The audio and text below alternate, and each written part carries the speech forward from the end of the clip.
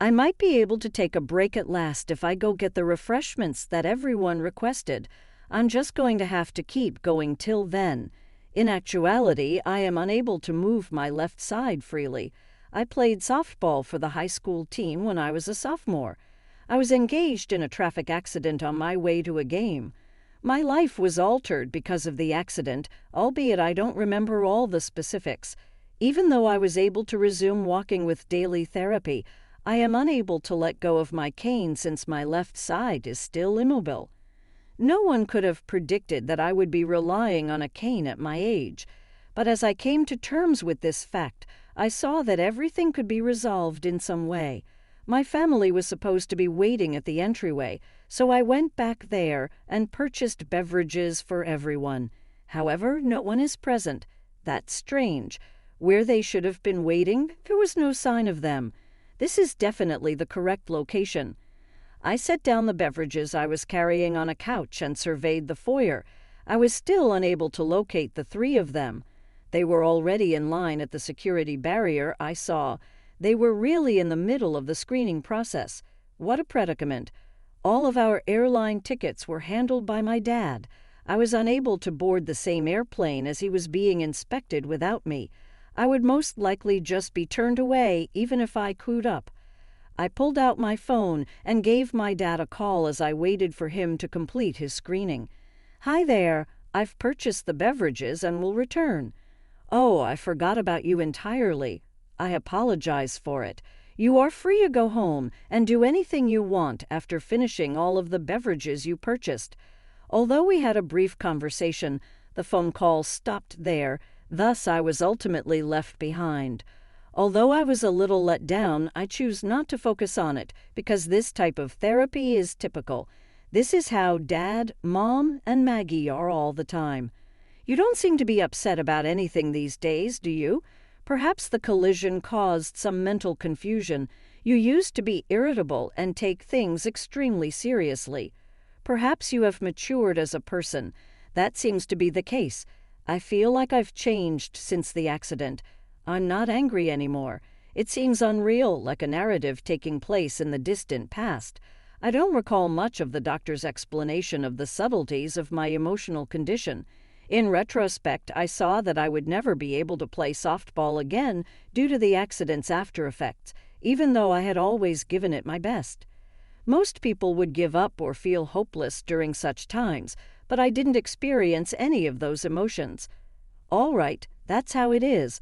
Or all I could think was, well, what should I do now?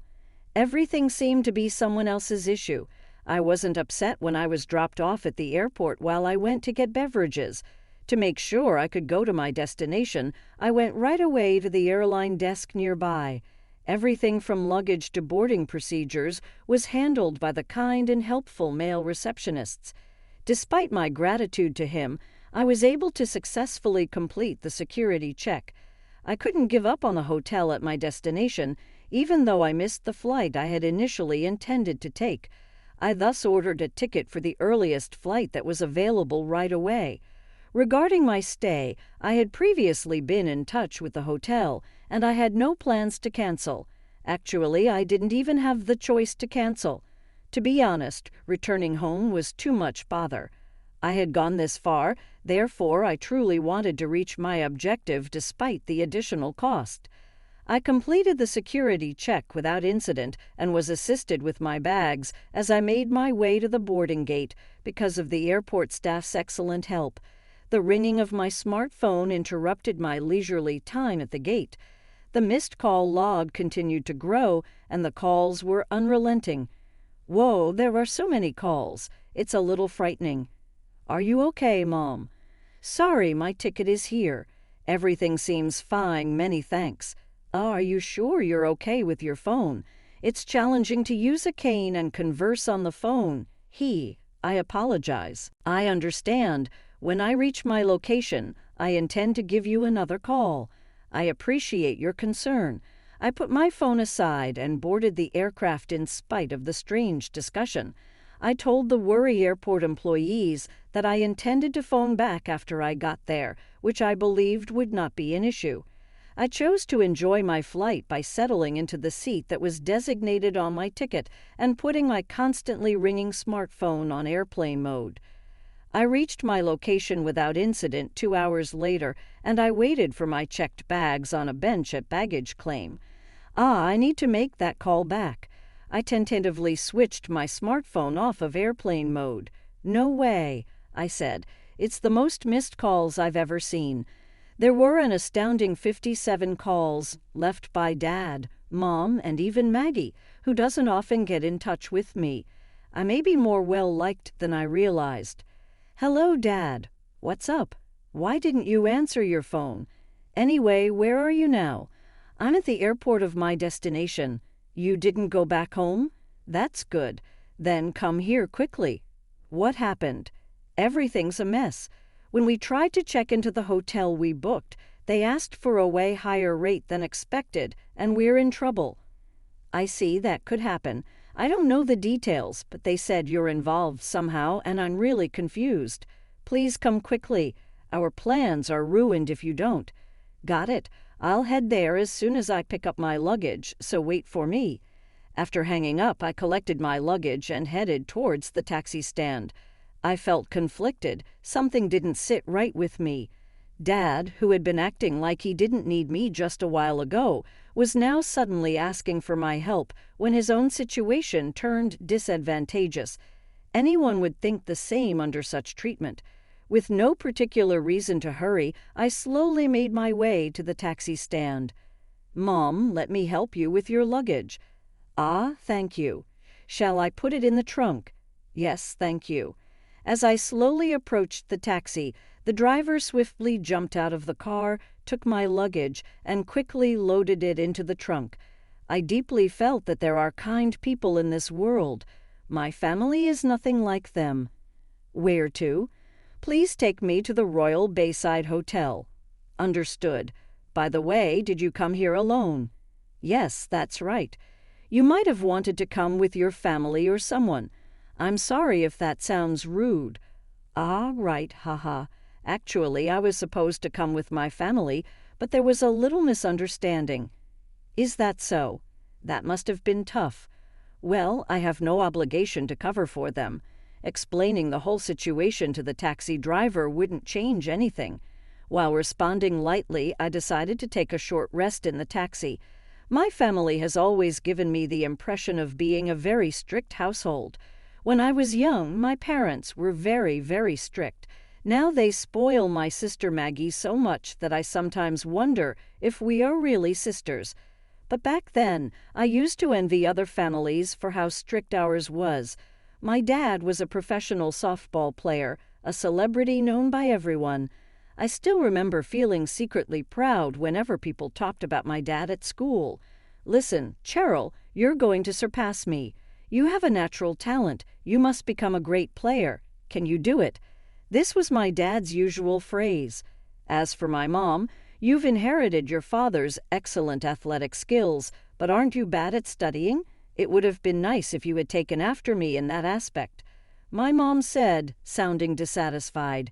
Hearing this, my dad responded, "If you had been more like your mom, you may have had more options, but you're like me, and you're not good at studying. That's a problem. You have to work hard to become a professional softball player. That's better than me." "That's right. You're our child anyway, so you should naturally have that talent. It would be strange otherwise." My mom would always agree with him. Both of my parents were incredibly prideful. The atmosphere at home was such that they couldn't accept their child being anything but outstanding in at least one aspect compared to others. They emitted an aura that dictated daily extraordinary efforts to reach that level. At the time, I took their words at face value without truly understanding their real meaning. As an adult, I finally realized that their educational approach was more about satisfying their own egos. From elementary to high school, my parents never allowed me to freely play with friends, insisting that any spare time be spent training or practicing softball. My will was completely disregarded, and I was raised to be an obedient child who followed my father's words. So when asked about my memories from elementary, middle, and high school, I struggle with how to respond. Looking back, all that remains in my memory are softball practices, games, and training. Other than that, the memories are filled with a harsh home environment and the oppressive feeling of never being praised, no matter how hard I tried. By the time I was in middle school, I was always irritable, like a kettle ready to boil over. I can't specifically say what was bothering me or what made me angry. I just disliked everything. "Mom," Cheryl hit me. "Waba, stop that." "Cheryl, why would you hit her?" "Shut up. She keeps playing her games right next to me, disturbing my training." "Don't get angry over such things. It's okay if she plays next to you, isn't it?" "What do you mean by such things? She has her own room. She should play there. Why does she have to play right next to me?" "Hey, just because you don't like it doesn't mean you can hit Maggie." Our house was like this every day. At that time, I was in my rebellious phase and felt very irritable. Naturally, I clashed with my dad and got hit every time. Hey, what was with today's game? A pitcher returning like that is the worst. "Cheryl, don't act so high and mighty when you can't do it yourself." "Say that one more time." "Well, it's true. Dad, you always order me around. What's up with that? Do you even realize who you're talking to like that?" This was a common scene in our household. Whenever I made a mistake in a game or practice, Dad would invariably complain. If I talked back, he would hit me without mercy. Objectively speaking, my family environment was abnormal, but at that time, I was so dominated by anger that I didn't feel scared. Due to my parents' excessive pride, I was never given any free time. Still, as a child, I understood that I was expected to meet those expectations. Even when I advanced to high school, the situation didn't change at all. Nothing but practice was required of me, and I couldn't even enjoy the meals I liked. I was put on a nutritionally managed diet and felt like I was treated merely as a tool for playing softball. Yet, I continued to work hard to meet my parents' expectations. To others, my daily life might have seemed like hell, but those days ended unexpectedly. On my way to a match, I was involved in a traffic accident. I'm sure the traffic light was green when I crossed. Even though I checked and was sure I could cross, I was hit by a truck. The bike I was riding was completely mangled, a stark testament to the severity of the crash. The police told me that everyone who witnessed the accident was deeply shocked. I consider it incredibly fortunate that I survived. However, I was left with permanent disability on my left side.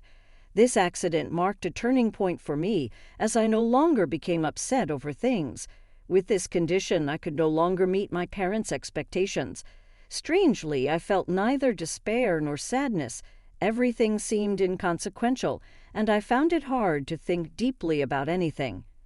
Right after regaining consciousness, I overheard a conversation between my parents.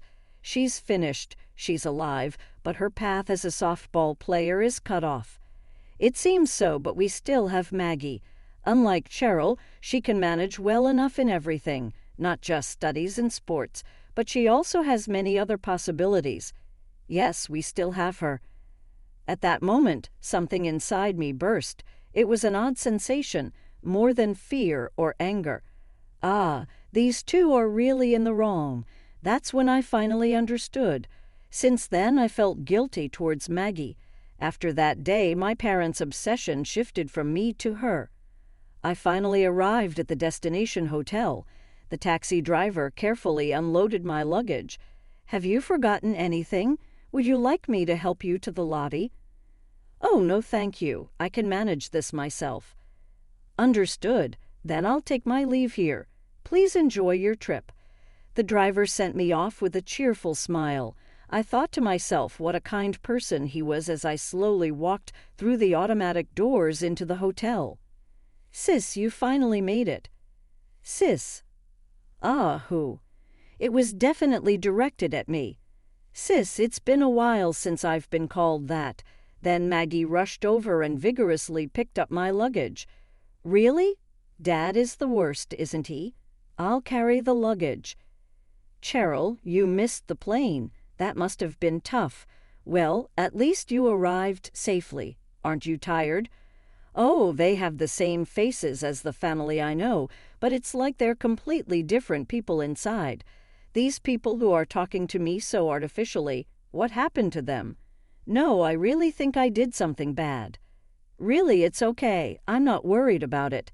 Dad, leaving your daughter behind is just terrible, isn't it? Are you in a position to blame me, both of you?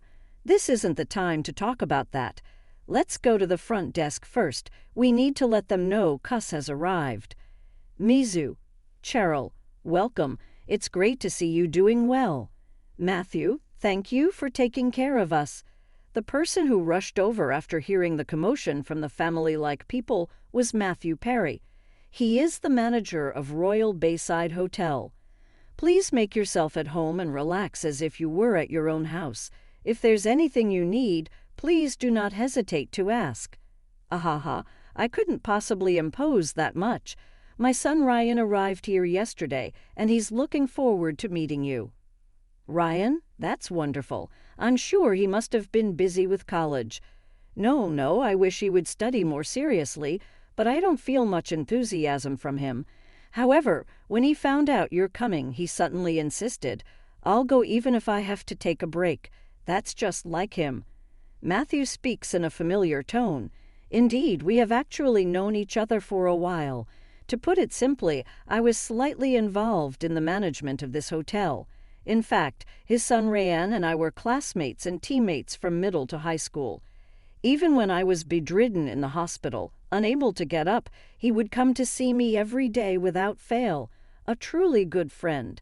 He would tell me about various things happening at school, and even after I was told by doctors that I could no longer play softball, he treated me exactly the same before the accident, which I really appreciated.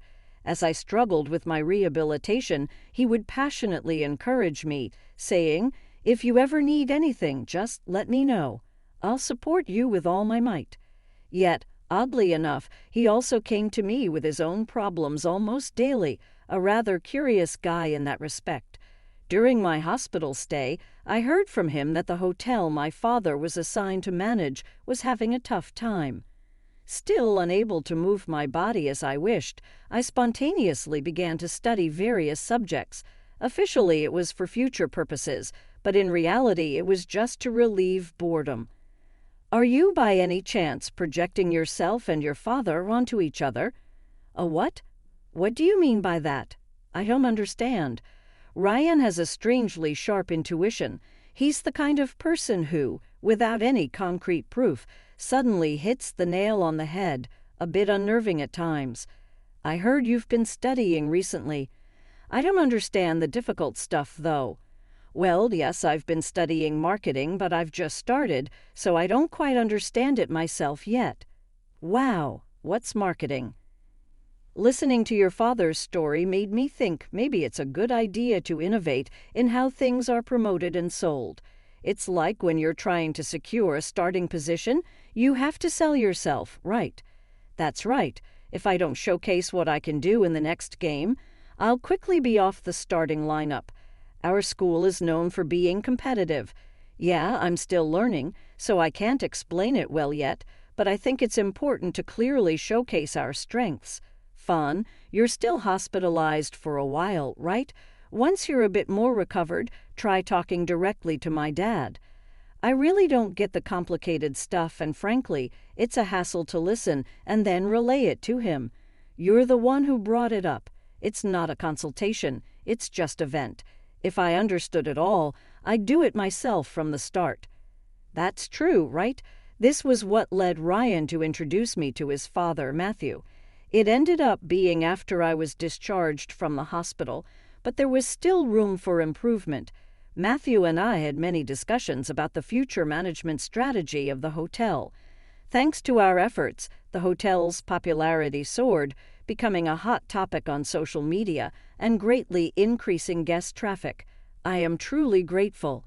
If the dire management situation had continued even a year longer, I was seriously considering something drastic for the whole family. Please don't even joke about that, but it's really great that we managed to turn things around. Yes, I can't thank you enough. You are so young, yet you think of such excellent business strategies. That's too kind of you to say. If you get well, please visit our hotel.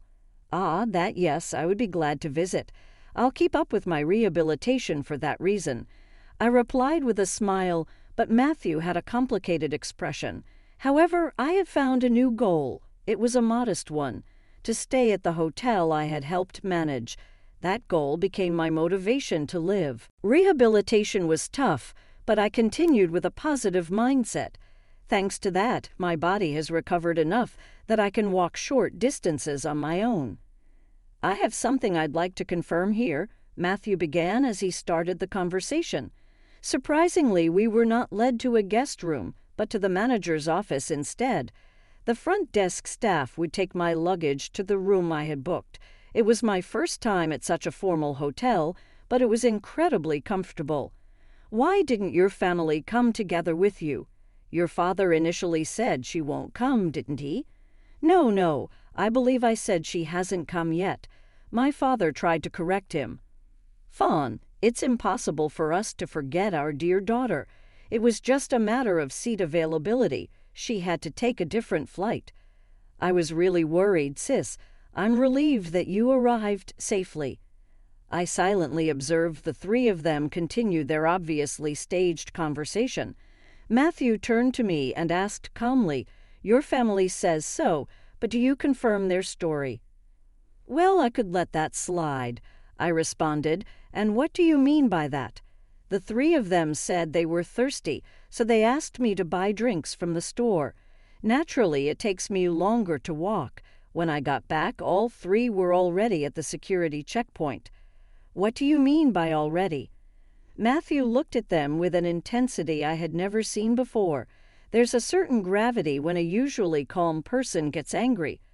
No, we thought we'd go through security first, one stammered.